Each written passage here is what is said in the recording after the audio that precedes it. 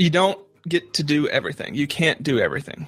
Limit your work to the essential best work projects and focus on getting those done.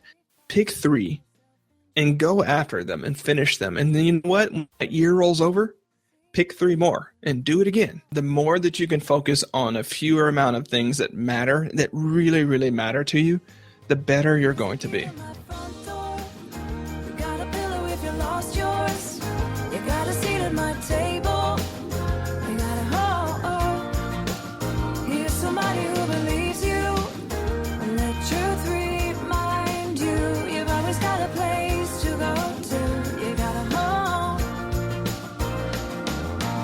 Welcome to The Creator's Journey. I'm your host, Charles Gupton. Each week, I'll talk with creative leaders who face the same fears and obstacles we all face.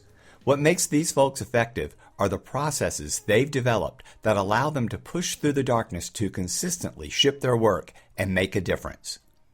If you've ever felt that your fears and insecurities are getting the best of you, know that you're not alone. Every creator who works from the heart faces the same challenges. Come join our community at thecreatorsjourney.com for ideas and inspiration that will bring light and direction to your journey. Here's the key to my front door. Got a pillow if you lost yours. You got a seat at my table. You got a home. Here's somebody who believes you. Let truth remind you. You've always got a place to go to. You got a home. My conversation today is with Charlie Gilkey. Charlie is an energetic mix of Army officer, philosopher, and entrepreneur.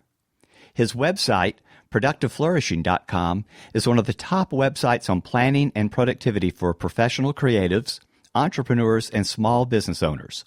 His strong suit is helping creative, small business owners deconstruct their businesses and rearrange the puzzle pieces so that their time is spent on the activities that matter most to both the business and the people running it. In short, he helps people take meaningful action on the stuff that matters. Although I've read his blog and followed his work for several years, we met for the first time this summer at a 3-day conference run by Stephanie and Jonathan Fields called Good Life Project Camp. Charlie led a workshop focusing on steps that leaders need to take to consistently finish and ship their best work. It's a theme that I speak and write about and wanted to hear Charlie's take on the topic. His was a talk that was instructive, encouraging, and it validated my experiences. Mr. Gilkey, I'm excited and honored that you'd invest a chunk of your time to talk today. Welcome. I'm so pumped to be here. Thanks for having me, Charles. I should also mention that you're the author of a best-selling book, The Small Business Life Cycle, a guide for taking the right steps at the right time, which folks can find on Amazon. You're the host of your own successful podcast, Creative Giants, and I understand you've been playing a pretty instrumental role in the Live Your Legend movement for some time, which is something I'd like for you to talk a little bit more about in a few minutes. But first, given your wide-ranging interests, can you just give us a short overview of what got you to where you are right now? I can attempt to make it short. No promises there. You've got a lot of history, and it was tough to cut down an introduction because you've got a lot of stuff going on, man. Yeah, I recently got a comment. It was one of those hateful comments. I've only had like 5 hateful comments on my website, right? But it was one of those where it's like, you're too young to have done all this. It's all BS. Like, none of this is true, right? And I didn't respond to it because it was a troll, and it was far more hateful than that. Thank you. And I thought about it. I was like, wow, right? Yeah, I'm 35, right? I'm 35, and at the same time, it's like, how this all got started is I was simultaneously a logistics officer in the Army, and I was completing my PhD in philosophy. And I had come back from being deployed for Operation Iraqi Freedom and had done really great work there, moving battalions, watching battlefields, like just a lot of great stuff there. But I noticed about a year into coming back home, I was like, why is it that I can do all of that, but I'm struggling to write a 3,000-word paper? This doesn't make sense. Because I'm a good writer, I'm a good thinker, I know what I'm talking about, but what's going on? And so like any other teacher and explorer might do, I start seeing what other people have said about this. And as I started looking at the literature and synthesizing what I had learned in the Army and what I was doing in academia, it really came to the point to where it's like, I've got to share this with people for multiple reasons. One, for I'm a natural teacher, and so it felt good to do so. And there's also this truth that like there was only so much my wife Angela could take of me talking about productivity and planning and chunking and all this type of stuff. So you got to find an outlet somewhere. There really wasn't that conversation in academia, more of the conversation in the military, but we had stuff to do, right? So I get it. Yeah, so it was one of those things where I started what became Productive Flourishing, which is the website that I'm still writing at. And it was just sharing these tools and ideas and insights about doing what I would say now your best work. Not just okay work, not just that stuff that's on your to-do list, but that stuff that is that unique amalgam of your expertise and passions and experience that helps other people, right? And so that's how this all started happening. And along the way, people were like, hey, I've got this business idea. I have no idea how to like do anything with it. Can you help me with that? And I was like, not so much, because I haven't received any formal business training. That's not what I do. They kind of kept at me, and it was fun. So I did it, and I've continued to do it. And so a lot of ways to understand pretty much anything that I might talk about is it's this continual interweaving of my military experience, which is a lot of leadership, a lot of logistics, a lot of strategy, and a lot of grit, with my academic background, my philosophy coming in there, and just now this world of business and creativity and how we show up in this beautiful world that we live in. It's challenging, but it's beautiful in that there are so many options for people to create a life that really allows them to do their best work and thrive. Well, you also have been working with the Live Your Legend movement more intensely than you had before, and I had not realized how deeply involved you were with Scott even before that began. Do you want to talk a little bit about what you have gone through, what you've discovered through those experiences of seeing that movement come to where it has, kind of where it's going, and the depth that you've been impacted through it a little bit as well? Yeah, truthfully, about the future of Live Your Legend, we're still sort of working out the plans and who's going to be involved and how. For readers not in the know, Live Your Legend was a website started by Scott Densmore, and Scott passed away in an accident while he was hiking Mount Kilimanjaro with his wife. His wife survived, and she's healthy, and she's back stateside now. And I was working as Scott's business advisor. The easiest way to understand what I do is just consider me an outsourced CEO for a lot of thought leaders.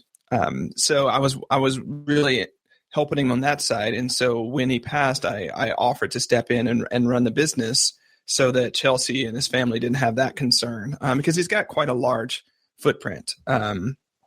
And it's, Scott taught a lot of lessons. And one of those that his passing has taught is just how precious the moment is and how important it is for you to do your best work, you say live your legend, but really show up and be open-hearted and courageous and act and have a bias towards action for those things that matter most to you. And so, it's one of those things to where there's a lot of work to be done with Live Your Legend. And fundamentally, it's reminding the community of the same thing that Scott reminded them of, is that it's really not about Scott or the brand. It's about those living legends and those people out in the world doing their work. And so that's what we're here still doing. And I'm excited about the future of Live Your Legend. I'm excited about the possibilities there. And there's, at this point in my career, I'm thankfully, I get to choose which clients that I work with. And I only work with clients that are running businesses that are, well, you got to kind of retreat here. The easiest way to understand it, maybe not the easiest, the simplest way is it like I recognized really early on in my career that I am really well suited to be sort of the background general and have a lot of other commanders doing different things, right? And that if at that time and with what we were going through on the personal side, my wife and I, the best way that I could really impact the world is leading other people who are doing the same and picking those people who have a resonant mission and a resonant values as I do, and saying, okay, they're doing something great. How can I help them amplify that message? How can I help them reach more people since they're already doing great work and it's in alignment? So it's one of those things where it's like our brands, personally, Scott and I were aligned, but our companies were aligned in different ways. And so it's just been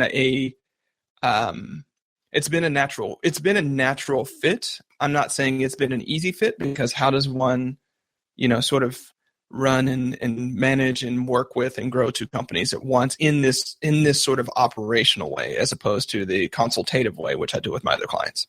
Well, I asked the question because there seemed to me from the outside that in the Venn diagram that happens in my mind, there was a lot of overlap with not only acting as a consultant and working with it, but that what Scott was doing aligned very much with what you're already doing with your clients and in the world as well. And maybe a lot of that was based out of your Army experience and seeing how instantly life can change in the battlefield, but we often don't see that day to day here. But this podcast was started because out of curiosity, but it was a great searching during a time of personal internal pain and a lot of searching. I was dealing with 2 lawsuits around my aunt's death.